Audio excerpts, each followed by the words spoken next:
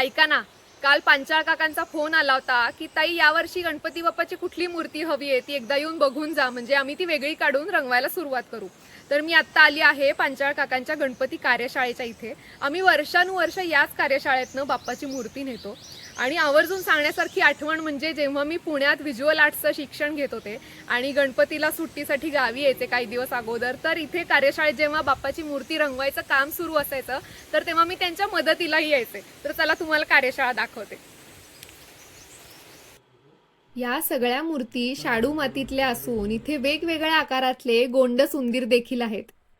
सगळ्यात अवघड काम म्हणजे बाप्पाची मूर्ती निवडणं. सगळेच बाप्पा खूप गोड आहेत आणि मी कन्फ्यूज झालीये.